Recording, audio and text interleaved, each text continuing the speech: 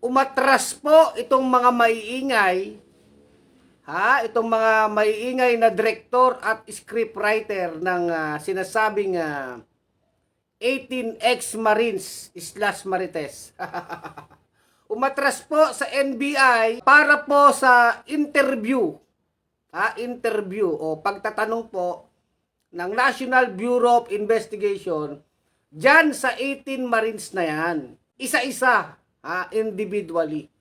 Yun po ang gusto ng NBI, no? Dahil nagkaroon po ng sana ay investigasyon ang NBI dyan sa mga kwento, yung mga kwento ng Marines na yan sa kanilang affidavit. So, alam nyo, ang NBI ay ano yan may kapangyarihan mag-imbestiga yan. Motu proprio.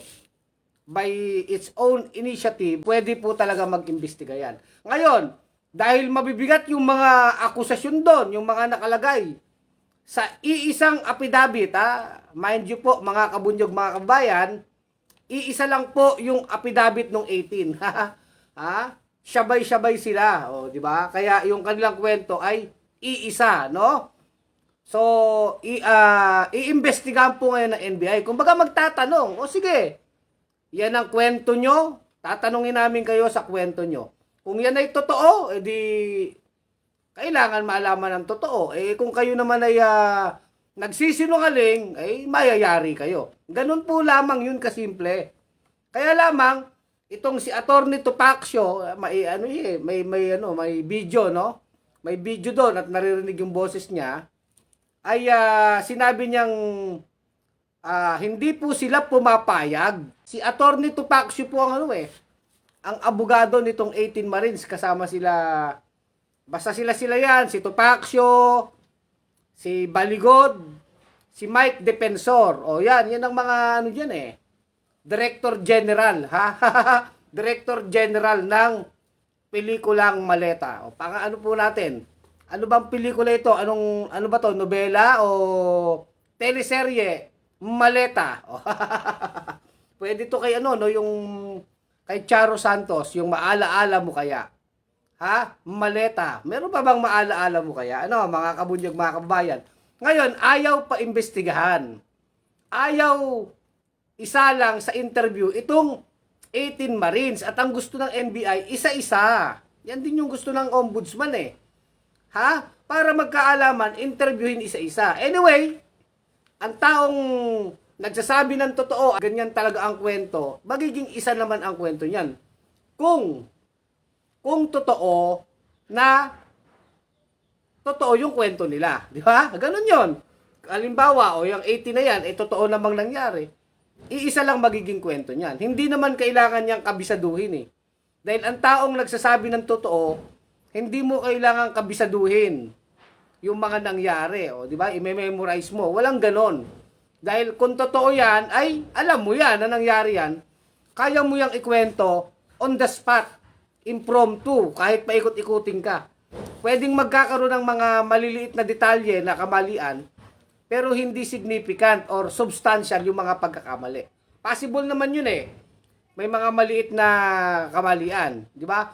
Pero yung pinakabuod ng kwento ng Maleta, kung iyan ay totoo, sa 18 Marines ay hindi sila sasablay. Ang problema, ayaw nila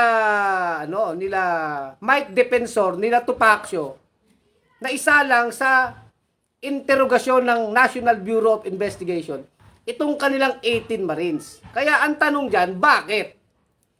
Diba mga kabunyog, mga kababayan, o mga DDS, sagutin nyo, bakit kaya ayaw nila? Total, ang bibigat ng kanilang akusasyon at affidavit yun, pinirmahan nila. Sabi nila, nag-deliver sila ng maleta sa ganitong halaga, 805 billion po Napakaano nun.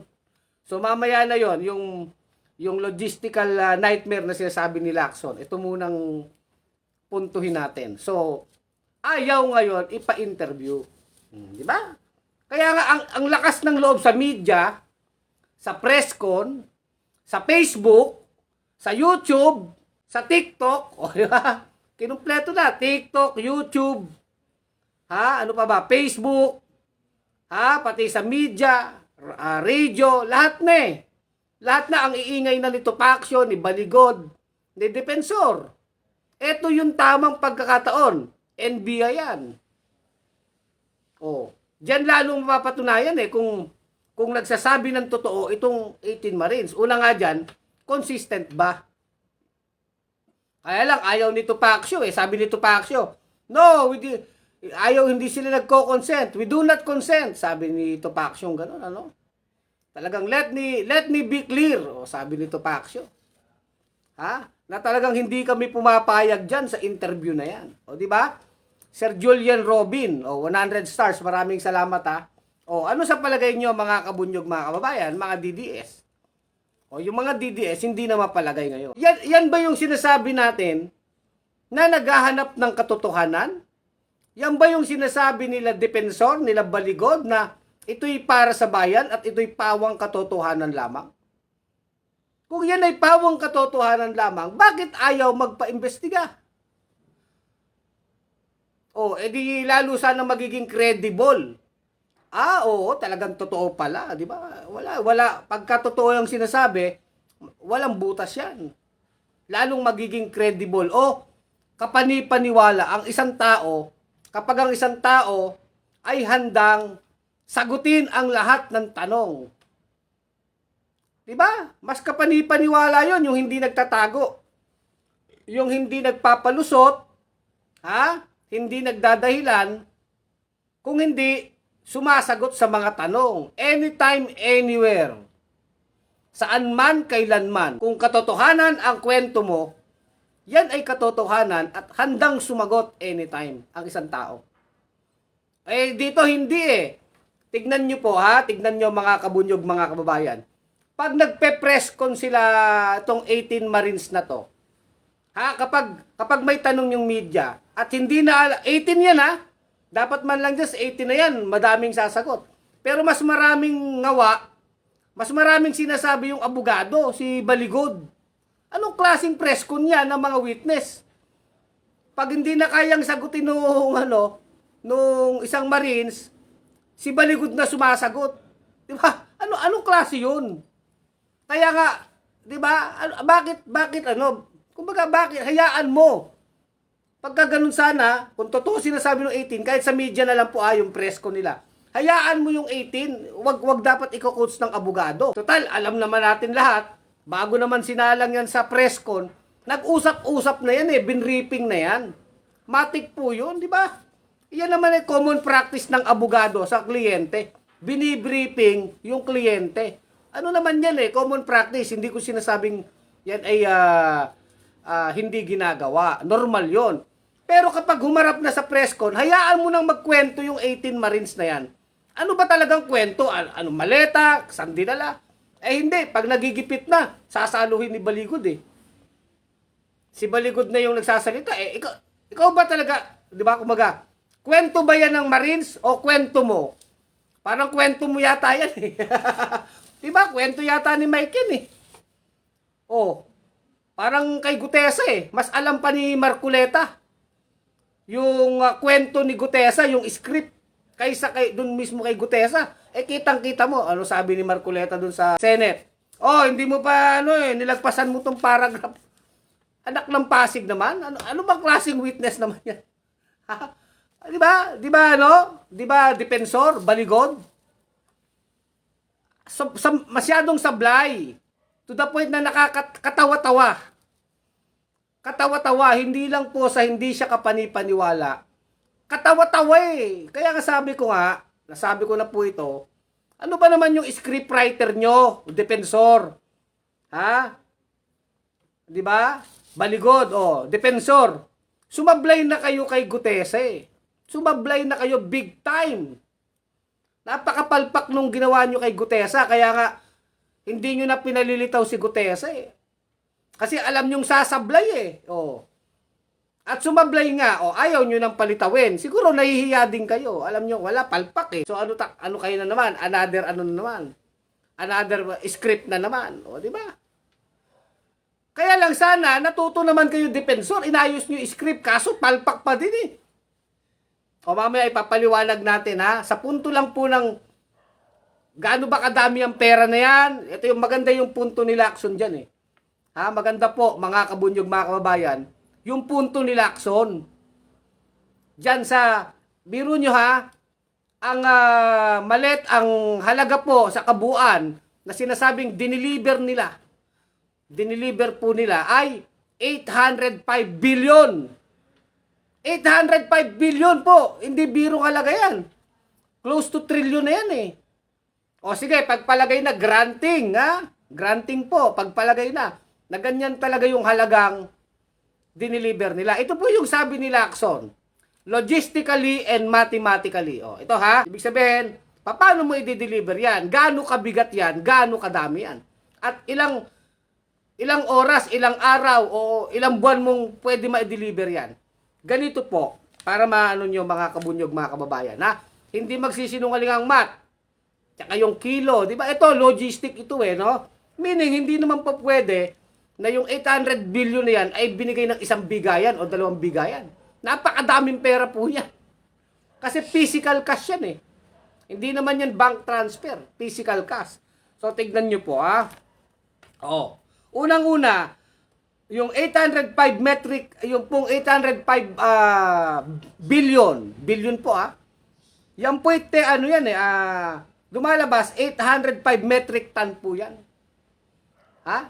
Yung 1 billion, 1 metric ton, lumalabas, 805 metric ton. Napakabigat po ng isang tonelada. Ang isang tonelada, 1,000 kilo. Diba? Di ba? Ang isang tonelada, 1,000 kilo. So, lumalabas dito, 805 metric ton. Ilan ang kailangang malalaking suitcase o maleta? Kasi kwentong maleta ito. Para ma-deliver mo yung 805 billion na ang timbang ay 800 metric ton. Ilan pong maleta? 13,416. Kailangan mo ng 13,416. 13,000 plus na maleta na malalaki. Saan ka bibili niyan? Saan ka kukuha ng maleta na yan? Kung yan ay totoo, ito po pinag-uusapan natin, mathematics and logistics. Hindi po ito nagsisinungaling. Bukod po dyan, yung timbang ng pera, 800, excuse me po. Paano ako, excuse me po. 805 metric ton. Bukod pa po yung timbang nung maleta, which is 53.6 tons. Imagine nyo yan. Ngayon, pagpalagay na po sa isang araw, magde-deliver itong 18 Marines ng 500 million a day. 500 million, daming pera niyan. I-deliver po. So, ilan ang kailangan na delivery? 1,610 deliveries. Ibig sabihin, 1,610 maleta sa isang araw ang kailangan mong lagyan. Kung 18 Marines kayo, ilan yan? Sa isang ban, ilang maleta ba? Ilang balik yan ngayon? Kung 10 ban yan, imagine nyo yun? Di ba? Kaya nga, lumalabas kung si Saldico naging, kung 2023, matatapos ang delivery, sa dami po, 2028 na ng kalahati ng taon. Para ma-deliver mo, itong 805 billion na cash, no? Na gamit ang 13,000 malalaking maleta. Aabutin ka ng lumalabas dito 5 taon. Kasi araw-araw 500 million, computin nyo. Kaya mathematically impossible. Kaya nga, pagpalagay mo lang nakaya nila yan, ipagpalagay ng nakaya pa rin nila yan. Wala ba kayong video man na napakadami yan? Wala bang CCTV? Wala bang, di ba? Pero wala nga po mathematically impossible. Masyadong ginalingan nung scriptwriter, masyadong pinalaki yung halaga Naniniwala naman akong nangurakot si Saldico. Hindi natin pinagtatakpan yan. Naniniwala tayong ninakaw talaga ang pera sa flood control. Hindi lang sa flood control, sa maraming government project. Ang mga congressman, mga magnanakaw yan, naniniwala tayo na nagnakaw yan si Saldico. Ang hindi lang natin kayang paniwalaan, itong kwentong maleta na nagde-deliver. Palpak masyado Maganda nga, i-actual to, pagbuhatin mo si Mike Defensor tsaka tong si Baligod, tsaka si Marcoleta. O sige nga, try nyo nga buhatin yung isang maleta. Mga walang ya kayo. 1,610 na maleta ang kailangan sa isang araw for 500 million. Araw-araw po yan na delivery. Kasi kailangan mong matapos 805 billion po Ang kailangan, ang naano daw ang ninakaw, di ba? So, imposible, di ba? Kaya doon pa lang tatanungin na yan ng NBI Paano nyo magagawa? Sige nga, paano yun? Saan kayo bumili ng maleta? Anong sasakyan ang ginamit nyo? Sino-sino kayo dyan? Kailan? Saan? Ang daming tanong. At kung masasagot yan ng tama, ay di totoo sinasabi. Kaya lang, by itself, the script itself is mali. Sabi nga logistical nightmare yan. Kaya dahil masyadong ginalingan ng scriptwriter, sumobra, pumalpak na nga kay Gutesa, siguro nakulangan, sinobra naman dito sa kwentong maleta. Kaya lalabas to, ano na lang to, palabas na lang to sa maalaala mo kaya, maleta. Maalaala mo kaya, maleta. Diba? Mga kabunyog, mga kababayan. Salamat sa nag-send ng stars George Ortiz. Magandang umaga, gabi sa iyo, Sekjen Kulex, Soliman, at mga kabunyog. Yung pa lang po pinag-uusapan natin ay logistics. Physically impossible i-deliver ito. Mathematically din, alam nyo yung 805 billion, it represents 15% po ng ating country's physical cash. Ibig sabihin, yung naimprentang cash, yung papel na pera sa Pilipinas, 15% itong 805 billion. Mahirap yun. 15% ng pera sa Pilipinas, diniliver lang ng 18 Marines. Anak ng Pasig talaga, no? Anak, hindi lang sana Pasig, no? Baguhin na natin. Anak talaga kayo ni Marcoleta. Anak kayo ng ano?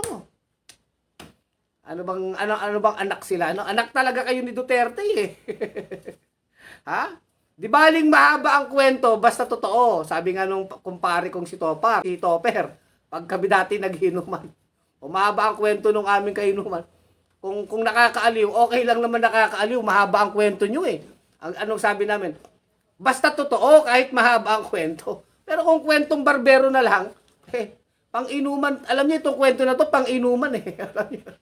Yung kapag kapag nagyayabangan na kayo, wala ka sa lolo ko. Naka-deliver ng parang paramihan ng ninakaw, di ba? Wala ka sa lolo ko. Yung lolo lang, yung Marines, nag-deliver ng 805 na billion. 13,000 maleta. Sasabihin ng apo, di ba, mga tao. Yung mga apo niyang Marines na yan, pag pinag-usapan na to sa susunod na henerasyon, yabangan na lang ito, di ba? Wala ka sa lolo ko, di ba? Di ba? Ano na po ito nakakatawa na it cannot be taken seriously. Pero still, sige, dahil nyo yan, kwento nyo yan, yung NBI, imbestigahan natin. Imbestigahan pa rin, di ba? Kaya nga, si Mike Defensor, pag nakikita ko yung mukha, naalala ko kung paano niya pinagtatanggol si Gloria Arroyo. Itong si Mike Defensor, malamang ito talaga, gusto talaga nitong, siguro, senador. Siyempre, kukuha ng boto yan sa DDS. Pero definitely, baka tatakbo yan. Definitely, may plano yan na, siguro, tumakbo, napapasikat, di ba? Sa mga DDS, bidang-bida, di ba? Ngayon, di ba, maliwanag na yung natin. Ngayon, yun nga, di ba mga DDS, ang tatapang nyo, katotohanan, ilantad katotohanan, para malantad na sila Martin Romualdez. Sige, gusto natin ilantad Ipa-interview nyo yung 18 Marines. Sabihan nyo si Topacio, si Topacio, sila Defensor, isa-isang interviewin. Ayaw po nilang isa-isang interviewin Siyempre, pag isa-isang in-interview yan at scripted yan, paano kung nakalimutan ng kwento? Chapter 1, nakalimutan ng isang Marines, patay. Di ba nakwento nun? Huwag mo sabihin nakakalimutan mo. Matindi yung mga kwento nyo di ba? 18 Marines kuno. At ito pala sa 18 Marines na yan, sinabi po ng Philippine Navy, yun pa ang mali di ba? Sablay talaga, no? 4 po dyan, hindi naman Marines. O, sabi po ng Philippine Navy. So, 14 lang talaga ang Marines dyan. 4 dyan, hindi naman Marines. O, di ba? So, dapat dito, ano bang tawag dito? Hindi nga 18 Marines no? 18, ano lang, 14 Marines plus 4 na, ano ba yung tawag sa 4? Ha? 4 na hindi Marines. O, ano ba to? Ano tawag yung Boy Scout? O, di ba? Tapos, sa 18 na yan, 10 dyan, ay natanggal po sa serbisyo dishonorably, may mga bad records. So, di ba? Bad record. 10. Recorded po yan, hindi galing sa atin yan, ha? Official government, ano po to, record, ha? Sa Philippine Navy, no? Ang Marines kasi under yan po ng Philippine Navy. Oh. At 6 dyan ay may murder charge. Kumbaga may charge po ng murder o may kaso ng pagpatay. O, imagine nyo yan. 4, hindi Marines. 10 ay natanggal sa serbisyo dahil sa bad record, dishonorably charged, bad record. Yung 6 may kaso ng murder. Walang iya. Antindi naman ang ano nito. Alam niyo yung isang pelikula, sino ba yung kumukuha ng mga artista, yung mga actor, actress? Ang tawag doon, cast, cast director ba yon, yung cast, yung casting. So ini-scout yan. Ang palpak naman nung nagano nito, nag-scout ng mga kukuning artista ni Baligod tsaka ni Defensor, di ba? Ang sama nung nung casting nyo. Hindi convincing ang acting eh.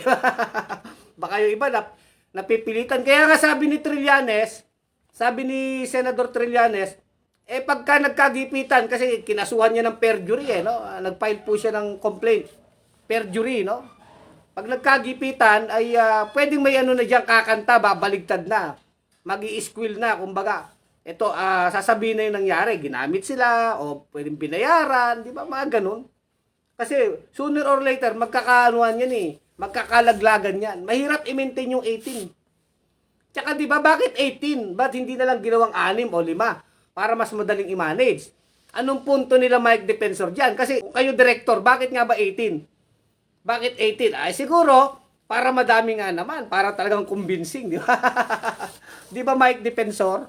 Kaya lang palpak yung 18 mo. Dapat mga 4 lang, 5 lang. Wala eh. Ngayon, nagpahamak sa inyo 18. Kapag dyan may isa lang na sablay yung kwento, yung kredibilidad niyan, maapektuhan na. Kaya nga sinabi po ng NBI doon, kila Defensor, kila Topacio doon sa NBI, magaling din yung attorney doon, para si Attorney Tolentino, nasabi nung attorney na yon. Ito naman po ay para sa credibility, verification. Diba liwanag? Kaya po tatanungin yung 18 Marines para sa credibility verification. Anong ibig sabihin yan? Yung kredibilidad ng tao, ng kwento. Hindi lang po yung tao. Yung mismong kwento, credible ba? Kaya tatanungin. O di ba? Normal naman 'yon sa investigasyon. Yung kredibilidad. Again, mga kabunyog, mga kababayan, madali po kasing gumawa ng kwento. Madaling pumirma ng affidavit. Kahit ako ngayon, kahit kayo, pumunta lang kayo ng abogado, mag-ano kayo na ito, magkwento kayo, itatype lang naman yan affidavit na yun tapos pirmahan nyo, tapos ipanotaryo nyo. Affidavit na yon na notaryado. Ang tanong, kwento mo yan. Ang tanong, totoo ba ang kwento? Di ba? Yan ba'y kapani-paniwala? Titignan ngayon yung taong nagkukwento. Sino ba tong nagkukwento na to? Kung yung nagkukwento, yung 10, kaya pala natanggal sa serbisyo, yung iba, awol. Imagine mo, may mga sanay na sa katarantaduhan, pagka ganon, di ba? Sanay sa katarantaduhan. Bakit ka matatanggal sa serbisyo na ganyan ang kaso mo? Di may mga sanay sa kalokohan. Yung 6 may kaso ng pagpatay. Imagine niyo yung mga ganung, di ba, kahit papano, titignan yung tao, matino ba to? Ano bang record dito? Kahit kwento mo yan, mahabang kwento mo, kung yung tao, may mga record ka na ng kalokohan, hindi na pwedeng paniwalaan yun, di ba? Di ba, may silaya, ang kwentong maleta, producer by Defensor. Directed by Baligod, cast, characters, 12 former Marines, with the special participation of 4 drivers. By DDS Production. Ang ganda naman ang mo, no? Pwede na si Ma'am May Salaya, no? Kwentong maleta, no? O kayo, di ba? Ano ba to? Isa pelikula ba to, no? Maalaala mo kaya? Maleta ni Mike. Maleta ni Mike. Ano ba? Ang maleta ni Topacio, di ba? Ilang kaya ang member ng INC? Boyet pa Elmo Sanchez. Ako, di naman ako sa religion eh. Sa issue na lang tayo, no? Maricel Basco, salamat po sa pa-star sa Ma'am Maricel Basco ng Canada. Thank you po. Oh. Anong masasabi nyo, no? Habang ano tayo, i-share niyo yung ating yung ating vlog. Oh, 150 stars. Maraming salamat, Ma'am Maricel Basco, ha. Hindi ako gaano nakabasa ng comment eh. Ang dami ko kasing kwento, no? O, di ba? Nakakaaliw, nakakabaliw. Tayo naaaliw sa kwento ng 18 Marines, no? Naaaliw tayo. Ang mga DDS naman nababaliw. Baliw na sila kay Topacio. Kumbaga, yung mga DDS magsabi, 18 Marines ang mga bagong bayani. Bayani. Tagabuhat ng maleta, di ba? Again, ako ang sinasabi ko po, mga kabunyog, mga kababayan, kung sa korupsyon, naniniwala ako na nag-corrupt si Saldico. At pwedeng alam talaga ni Martin Romualdez ang katarantaduan ni Saldico. Imposible naman. Hindi alam ni Romualdez ang ginagawa ni Saldico. Kanang katiwaldas niya yan eh. Di ba? Let's face it. O, di ba? Hindi tayo tagapagtanggol ni Romualdez o ni Saldico. In fact, ako, naniniwala tayong, ano yan? Kasabwat niya rin talaga yan. Kaya nga nagtatago si Saldico eh. Yung ako Bicol Party List. O, daming na ano niyan. O, negosyante na, magna pa, di ba? Kaya ngayon, ako Bukol. O, ano rin sana hindi na manalo yung ako Bukol Party List. O, di ba? Si Saldico. Saldinyo pala. Saldinyo, mga DDS. Ngayon, naniniwala ba ako na may alam din si Martin dyan sa ginawa ni Saldico? Oo. Naniniwala ba tayo na talagang nangurakot yung mga congressman kasabwat si Saldico? Oo, nangurakot sila. Naniniwala ba tayo doon? Yes. Pero kung yun man ay paniniwala, kung sila'y lilitisin, ihahabla, ang kailangan ay ebidensya. Ebidensya. Kaya gusto din natin, hindi naman pwedeng, walang, di ba? Tsaka hindi politika. Pero sa paniniwala, may nagnakaw ba? Yes, at kailangan silang mapanagot. Lahat. Mula tuktok hanggang baba, lahat ng nagkasala, panagutin. Pero hindi rin po pwedeng gagamitin ang issue ng flood control corruption, nagagalit na kayong mga tao, naghihirap na, ay lolokohin pa para sa politika. Kumbaga, ninakawan na nga ang mamamayan eh. Ano pang ginagawa nila baligod? Ginagamit pa, ginagamit nyo ang galit ng tao para kay Sara Duterte. Para iangat si Sara. Yan ang end goal nyo eh. Hindi naman kayo anti-corruption. Kasi kung anti-corruption talaga kayo, hindi nyo kailangan mag-imbento ng kwento. Hindi kailangan ng 18 Marines eh. Ang kailangan natin dito, katotohanan. Ano ba ang mga katotohanan na magko-convict sa mga congressman at senador na mga magnanakaw sa flood control? Buksan natin yung mga kontrata nila sa kontraktor. Kontrakta nila Diskaya, kailan yan nangyari? Panahon pa ni Duterte, hanggang panahon ni Marcos. Kung umabot yan sa panahon ni Pinoy, ni Gloria, paabuti natin. Diba? Kontrata. Sinong nag-project niyan? Sinong kontraktor? Sino yung congressman doon? Mag-establish tayo. Tapos mga picture nila na sila magkakasama. Mga testimonya ng taga Department of Budget and Management. Mga testimonya ng kanilang mga chief of staff. Yan ang magandang mga pagpupunta ng investigasyon na talagang may ebidensya. At naniniwala tayong nagnakaw naman talaga ang maraming congressman. Na sila din naman talaga ay mga contractors. Kaya gusto talaga din natin may mapanagot. Huwag kalimutan ang flood control. Di ba mga DDS? Pero huwag gagamitin ang flood control para sa politika, para iangat si Sara Duterte sa pamamagitan ng, titirahin si Marcos na para bang si Marcos ang may kasalanan ng lahat ng flood control. Hindi eh. Talagang maliwanag, by the record, mga kabunyog, mga kababayan, mga DDS, Kahit panahon ni Duterte, may mga kontrata na ng flood control sila Diskaya. Pati nga yung tatay ni Bongo, tsaka kapatid ni Bongo eh. Kaya lang, nagtatanga-tangahan ang mga DDS. Nagtatanga-tangahan kahit nandun na yung record. Contractor yung tatay at kapatid ni Bongo. O, government record yun eh. Ilang bilyon ang na-corner na kontrata. Kaya nga, sa atin naman, panahon ni Marcos, panahon ni Duterte, kahit panahon ni Aquino, panahon ni Gloria, wala tayong pake kung nagnakaw. Ano yun natin yan? Panugutin natin. Wala tayong piliin. Ang problema kila Baligod, kila Mike Defensor, ginagamit ang galit ng tao sa flood control para sa politika. Yan ang ganyan, sila Marcoleta. O kaya hindi sila totoong galit sa kurap. Galit sila kay Marcos kasi kalaban ni Sara. Di ba? Yan ang totoo mga DDS. Galit kayo kay Marcos kasi kalaban ni Sara. Kasi pinakulong yung tatay ninyong karton. O, di ba? Hindi totoo yung galit nyo na dahil kurap. Ang galit nyo kay Marcos ay dahil kinalaban si Duterte. Kasi nung hindi kayo magkalaban, hindi naman kayo galit eh. Hindi kayo galit kay Marcos nung hindi pa kayo magkalaban, nung magkakampi pa kayo. Yan ang katotohanan. Sampal ko sa mukha ninyo. O kayo bumoto kay Marcos tsaka kay Sara, unit team kayo eh. Ngayon, sabi ng mga DDS, magnanakaw yung tatay ni Marcos. Kailan nyo na lamang magnanakaw yung tatay ni Marcos? O, di ba? Pinatalsik nga sila sa EDSA nun eh. O, pero hindi nyo yan alam nung 2022. Kasi kakampi nyo si Marcos. Ngayon, sinasabi nyo magnanakaw na, di ba? Lahat na, parang si Roque na. Biglang uli, kalaban si Marcos. Ganun ba yon? Mga hunghang.